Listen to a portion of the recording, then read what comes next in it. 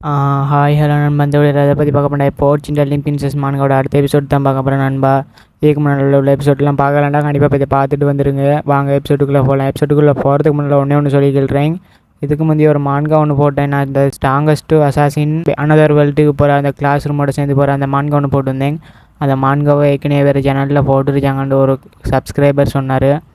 அதில் அந்த மான்கா கண்டினியூ பண்ணமா வேணாமான்ட்டு சொல்லுங்க நண்பா. ஏன்னா அந்த எபிசோட் ஒன்று நான் வாய்ஸ் ஓவர் கொடுத்து வச்சேன், அப்லோட் பண்ணுவோண்டு வச்சு கேட்கலாம். அந்த நபர் அப்படி சொல்லிட்டார்.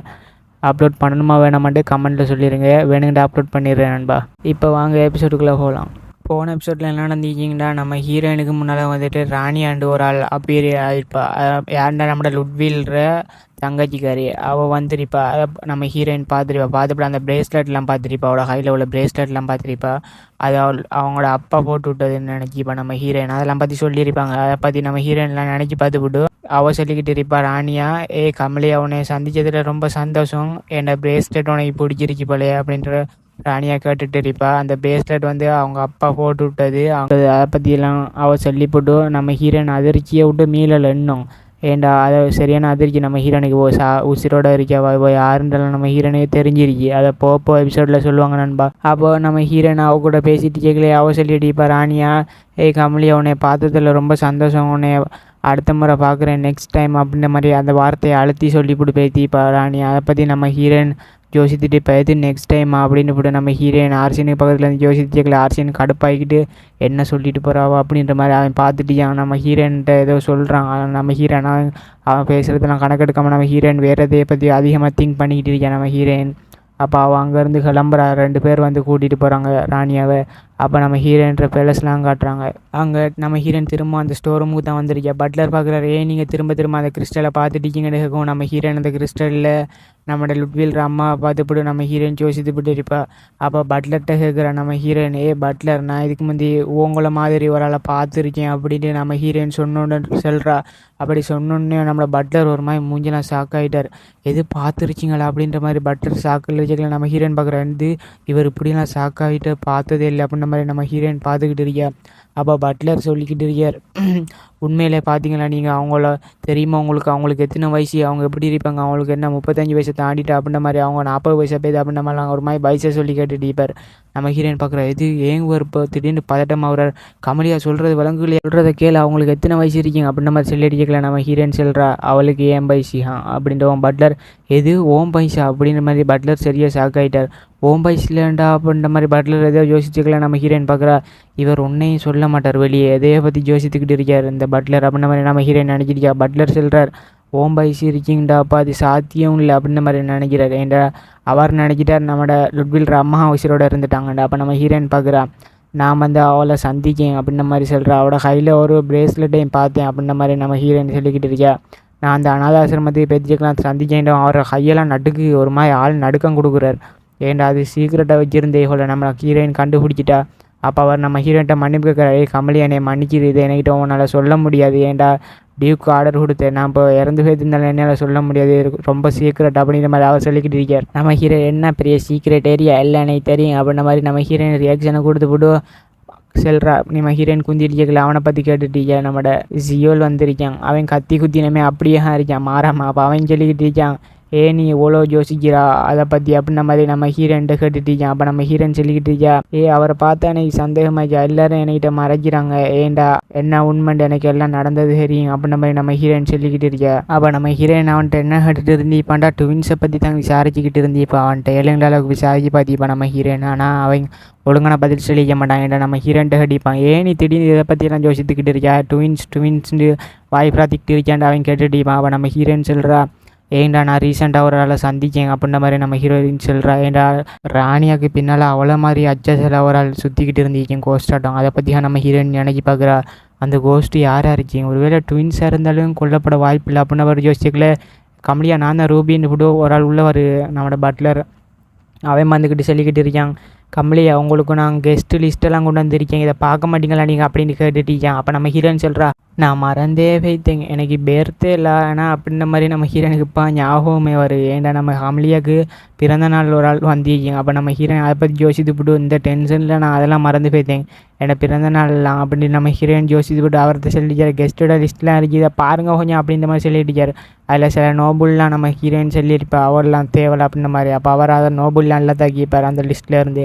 அப்போ நம்ம ஹீரோயின்ட்ட கொடுக்குற அந்த லிஸ்ட்டை அப்போ நம்ம ஹீரோயின் பார்க்குறாரு. அவரை நம்ம ஹீரோயின் அந்த லிஸ்ட்லாம் பார்த்துட்டு பேர்லாம் பார்த்துவிட்டு சரி ஓகே அப்படின்ற மாதிரி நம்ம ஹீரோயினுக்கு படிங்க. அப்போ நம்ம ஹீரோயின் அவர்கிட்ட சொல்லிக்கிட்டு இருக்கியா, இவ்வளோ பேர் நான் வரப்போகிறாங்க பரவாயில்ல அப்படின்ற மாதிரி நம்ம ஹீரோயின் சொல்லிவிட்டு யோசித்து பார்க்குறேன். நம்ம ஹீரோயின் எதையோ என்ன யோசிக்கிறான்னு பார்த்தா நம்ம ஹீரோயின்ற போன லைஃப்பில் பிறந்த நாள் வந்திருக்கீங்க கமலியாக்கா. அப்போ கமலியா அழகாக ட்ரெஸ் எல்லாம் பண்ணிவிட்டு பேத்தி பிறந்த நாளைக்கு பேத்தி எல்லாரும் ஒன்றும் குறிக்கல. அப்போ கமலியாவை கொண்டிப்பாங்க.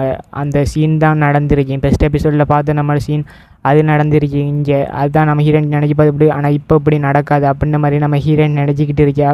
அந்த நம்மளோட டியூக்கை பற்றி நினச்சிருக்கா, டியூக் நம்மளை கொண்டு வரோம் அப்படின்ற மாதிரி சொல்லிவிட்டு அது நடக்கவே விட மாட்டேன் அப்படின்ற மாதிரி நம்ம ஹீரோயின் நினச்சிப்பட்டு அந்த லிஸ்ட்டை பார்த்துட்டு யோசிச்சுக்கிட்டு இருக்கா நம்ம ஹீரோயின். அது மட்டும் இல்லாமல் இன்னொரு சீனும் நடக்குங்க பிறந்த நாளாண்டு அப்படின்ற மாதிரி நம்ம ஹீரோயின் நினச்சி பார்த்துக்கிட்டு இருக்கா. ஏங்க அப்படின்னா சாவ வந்து பேங்கடா அப்படின்ற மாதிரி நம்ம ஹீரோயின் செல்ல வரைக்கல நம்ம ஹீரோயின் கேட்டிப்பா, ஏங்க இதில் க்ரௌன் பிரின்ஸில் பேர் இருக்குது அப்படின்ற மாதிரி நம்ம ஹீரோயின் கேட்பா. அதுக்கு அவரும் சொல்லுவான், க்ரௌன் பிரின்ஸில் பேர் கட்டாயம் எல்லாரும் லிஸ்ட்லேயும் இருக்கணும், அவரை கூப்பிடணும் அப்படின்ற மாதிரி சொல்லிக்கான். ஏன்டா அந்த மஞ்சப்புடி க்ரௌன் பிரின்ஸ் அவனை தான் சொல்லிக்கிட்டிருக்காங்க. நம்ம ஹீரோயினுக்கு அவரை பிடிச்சா. அப்போ நம்ம ஹீரோயின் பார்க்குறா, இந்த ஆளை பேர்லேருந்து இப்போவே தூக்கு அப்படின்ற மாதிரி சொல்லிக்கிட்டு இருக்கா நம்ம ஹீரோயின். அதுக்கு அவன் சொல்லிக்கான், அப்படிலாம் தூக்கலாம், அப்படி தூக்கினா அது நிறைய சிக்கலாகுங்க அப்படின்ற மாதிரி நம்ம பட்டர் சொல்லிக்கிட்டு இருக்காரு. நம்ம ஹீரோயின் பார்க்குறா, இது சிக்கலாகுமா, குடும்பத்துக்கே பிரச்சனை வருமா அப்படின்ற மாதிரி நம்ம ஹீரோயின் பார்த்துவிட்டு வாயை பொழந்துட்டா. அப்போ என்ன செய்யணும்னு விடு நம்ம ஹீரோயின் அதை கதையே விட்டுட்டா. அப்படியே அவன் ஹீரோயின் அந்த ஆள் வரப்போகிறான் என் பிறந்த நாளைக்கு அப்படின்ற மாதிரி நம்ம ஹீரோயினுக்கு ஒரு மாதிரி மனசே வெறுத்துருக்கீங்க. இவன்லாம் என் பிறந்த நாளைக்கு வரப்போகிறான், என்ன நடக்க பெரிய ஏரியா ஏற்கனவே ஒரு சீன் ஒன்று ஓடுங்க என் பிறந்த நாளாண்டு, அதில் இவனும் வந்தா அப்படின்ற மாதிரி நினச்சிட்டு கட் பண்ண பேலஸ்லாம் காட்டுறாங்க அவங்களோட. அப்போ பெரிய ஒரு கேக் ஒன்று இருக்கு, 3 அடுக்கு போகுது அந்த கேக். அப்போ நம்ம ஹீரோயின்ற பிறந்த நாளைக்கு தான் அதெல்லாம் ரெடி பண்ணி வச்சுக்காங்க. அப்போ நம்ம ஹீரோயினும் அங்கே வாரா. அப்போ வரைக்கிலே நம்ம ஹீரோயினை பற்றி எல்லோரும் பாராட்டுறாங்க, எவ்வளோ அழகாக இருக்கு அப்படின்ற மாதிரி எல்லோரும் பார்த்துட்டு கேட்கலையே நம்ம ஹீரோயின் அங்கே வந்து ஓரமாக நிற்கிறா. அப்போ நிற்கலையே ஒரு ஆள் நம்ம ஹீரோயின் அதிர்ச்சியாக பார்க்குற, யார் அதுன்னு பார்த்தா உன்னை கணநாள் கழிச்சு பார்க்குறேன் கமலியா அப்படின்னு சொல்கிறேன். நம்ம ஹீரோன்ற மனசே வெறுத்துட்டு யாருன்னு பார்த்தா அந்த பிரின்ஸ் தான் வந்திருக்கான், க்ரௌன் பிரின்ஸ். அவன் வந்து சிரிச்சுக்கிட்டு பல்ல காட்டிட்டிருக்கான். நம்ம ஹீரோயின் பார்க்குறா, க்ரௌன் பிரின்ஸுக்கு வணக்கம் அப்படின்ற மாதிரி நம்ம ஹீரோயின் அவருக்கு மரியாதை செலுத்திட்டியா. அப்போ நம்ம ஹீரோயின் மனசுக்குள்ளே திட்டிக்கிட்டிருக்கா, அந்த ஆளே வந்தான்னு தெரியாது அப்படின்ற மாதிரி திட்டிக்கிட்டு இருக்கா. நம்ம ஹீரோயினுக்கு அவரை பிடிச்ச அப்படின்ற மாதிரி சொல்லிக்கிட்டு இருக்கா. ஆனாலும் அவர் வந்து பரவாயில்ல, என்ன செய்ய போகிறாரு செஞ்சுட்டு போகட்டும் அப்படின்ற மாதிரி ஒரு ஓரமாக இருக்கட்டும் அப்படின்ற மாதிரி நம்ம ஹீரோயின் நினச்சிவிட்டு அவர்கிட்ட சொல்கிறா, என்னைய மன்னிச்சிருங்க நான் கொஞ்சம் பதட்டமாயிட்டேன் அப்படின்ற மாதிரி சொல்லிக்கிட்டா நம்ம ஹீரோயின். அப்போ அவன் சொல்லிட்டான், உன்னை கணநாள் கழிச்சு பார்க்குறேன், அந்த இன்சிடெண்ட்டில் நடந்த அந்த வேட்டை நிகழ்ச்சியில் நடந்த அந்த இதுக்கு பிறகு உன்னை எப்போ பார்க்குறேன், அதில் சரியாக இது கடுமையான சூழ்நிலை ஆகிட்டு அதெல்லாம் என்னால் வர முடியாது, நான் உனக்கு ஒரு கிஃப்ட் கொடுத்து அனுப்பினேன், அதை பார்த்தியான்னு கேட்குறேன் நம்ம ஹீரோயின்ட்டு. இப்போ நம்ம ஹீரோயினுக்கு ஸ்டெக் ஆகுது. நம்ம ஹீரோயின் அந்த பட்லத்தை தூக்கி எறிஞ்சிப்பா, இதை நீ தன்னால் போய் ஓப்பன் பண்ணி இதில் பம் கிம் இருந்துற பறிக்க அப்படின்ற மாதிரி நம்ம ஹீரோயின் நினச்சிட்டு கொடுத்திப்பா. அந்த கிஃப்ட்டை ஓப்பன் பண்ணி நான் திரும்ப கேட்பேன். நம்ம ஹீரோனுக்கு நடுக்கு ஒருவேளை ஓப்பன் பண்ணலைன்னு என்ன செய்வேன் ஏரியா அப்படின்னு நம்ம ஹீரோயின் ஓப்பன் பண்ண, நாங்கள் அந்த கிஃப்ட்டை நான் ஓப்பன் பண்ணல அப்படின்ற மாதிரி நம்ம ஹீரோயின் பச்சை புழுவல் சொல்லியிருப்பா. அப்போ அவன் பார்க்குறான். பார்த்துப்பிட்டு நம்ம ஹீரோயினே குறுகுருண்டு பார்த்துக்கிட்டியா அவன். அப்போ அவன் நம்ம ஹீரோயினை பார்த்துப்பிட்டு, அப்போ நீ அப்படின்ற மாதிரி சொல்லிவிட்டு நம்ம ஹீரோயின் சொல்கிறா, எனக்கு ரொம்ப உடம்பு சரியில்லை, அதெல்லாம் உங்களை நான் ஒழுங்காக கவனிக்கலை அப்படின்ற மாதிரி நம்ம ஹீரோயின் ஒரு மாயா அப்பாவியிட்டம் சொல்லிட்டியா. அப்போ அவன் சொல்கிறான், அப்போ நீ அந்த கிஃப்ட்டை ஒரு ஓரமாக தூக்கி எறிஞ்சிட்டாண்டோ. நம்ம ஹீரோயின் ஆக்டிங்கை போடுன்னு போட்டு நம்ம ஹீரோயின் ஆக்டிங்கை போட்டுக்கிட்டுருக்கா. நான் உண்மையை தான் சொல்கிறேன் அப்படின்ற மாதிரி நம்ம ஹீரோயின் புழுவுறா. அப்போ அவன் பார்க்குறான், இவன் என்ன ஓரா போய் சொல்கிறா அப்படின்னு பார்த்துக்கல. நம்ம ஹீரோயின் சொல்கிறா, இதுவே என்ன நம்பவே மாட்டேன்றான், இவன் ஒரு கோஸ்டாரி பண்ணோம் கண்ணலை பார்த்த மாதிரி பேசிக்கிட்டிருக்கான் அப்படின்ற மாதிரி சொல்லிக்கிட்டிருக்கான் நம்ம ஹீரோயின். அப்போ பின் சொல்லிக்கிட்டு இருக்கார். அப்படியா, அப்போ நீ சொல்ல மாட்டா அப்படின்னுக்கலாம் நம்ம ஹீரோயின் ஹிண்டி சிரிச்சுக்கிட்டு பல்ல காட்டிக்கிட்டு இருக்கா. நம்ம ஹீரோயின் என்ன சொல்லணுன்னு தெரியாமல். அப்போ பிரின்ஸுக்கு கடுங்கோகம் பாரு, இவ உண்மையை சொல்ல மாட்டா போலையே அப்படின்னு விடு. பிரின்ஸ் நம்ம ஹீரோயின் சிரிச்சுக்கிட்டு இருப்பா. நான் உண்மையை தான் சொல்கிறேன் அப்படின்ற மாதிரி சொல்லிக்கிட்டு இருக்கலே. நம்ம ஹீரோயின் பக்கத்தில் பிரின்ஸ் திடீர்னு எங்கே இருந்துன்னு தெரியா, அப்படி மின்னல் வேகத்தில் வந்து நின்ற இடம் முன்னால் நின்றுவான் மலையாட்டம். அப்போ நம்ம ஹீரோயின் பார்க்குறா, இவன் எப்போ நம்ம பக்கத்தில் வந்தான் அப்படின்ற மாதிரி 2 கண்ணு பார்த்துக்கலாம். அப்போ நம்ம ஹீரோனை பார்த்து கேட்குறாங்க, நீ என் கிஃப்ட்டை ஓப்பன் பண்ணலை உண்மையான அப்படின்ட்டு சொல்லிக்கிட்டு இருக்கான் அவன். நம்ம ஹீரோனுக்கு அதிர்ச்சி. அப்போ நம்ம ஹீரோயின் சொல்கிறா, உண்மையிலேயே பிரின்ஸ் நான் அவங்களோட கிஃப்ட்டை ஓப்பன் பண்ணி பார்த்தேன் அப்படின்ட்டு அவன் சொல்கிறான் அப்படின்டா என்ன இருந்துச்சு கிஃப்ட்டுக்கு உள்ளே அப்படின்ட்டு கேட்குறாங்க.